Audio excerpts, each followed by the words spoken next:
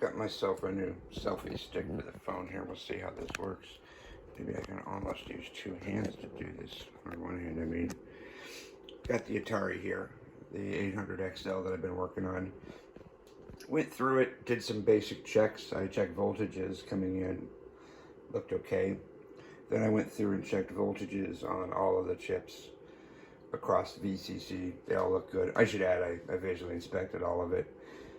A couple of the memory chips were a little loose, so I pushed them in. I made sure everything was socketed, so I pushed all of the sockets, visually inspected.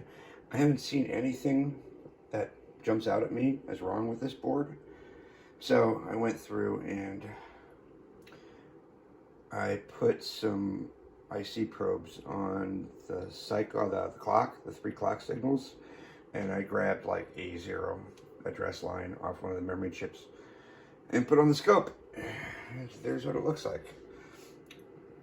As far as I can tell, if I do a stop, that looks pretty darn good.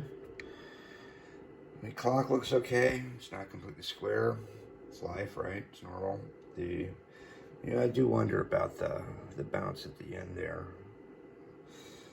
I wonder if the capacitors on here need to be changed.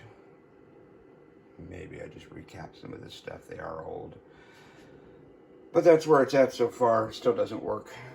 When I hold down the option, help key, any key, and push the keyboard on, I get that solid beeping sound that comes on. That's all it does. I left it on last night for like 30 minutes, and none of the chips felt abnormally warm. They all feel like, they normally would. So at this point, I think what I'm going to do is deoxit all of the sockets to make sure I'm going to check pins, make sure they're all in okay. Turn it over. I probably will reflow the solder joints that look like they were reworked. Clean them up afterwards, get the flux off there, that sort of stuff. Put it all back together and double check, see if it works. If it doesn't, we'll go from there and start tracing out pins. Got schematics now. There's some nice schematics out there for the 800 XL. The yellow is mini marking the actual IC chip numbers just so I can see them and know where they are, because it's going to be hard for me to find. And then I made up some cartridges. Got these from PCBWay. They are really nice, as always with PCBWay. Well, JLPCB and some of the other ones do a pretty good job too.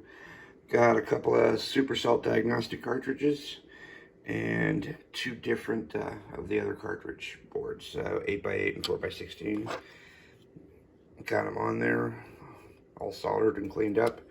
By the way, the other one I discovered, I think I finally have a way that cleans up really good. I'll tell you what was working for me. Got 99% IPA I spray on very, very liberally on the flux. Then I use this brush that you can pick up at Harbor Freight or off Amazon. These plastic bristle brushes with some of these Kimtech wipes underneath it, and they work really well.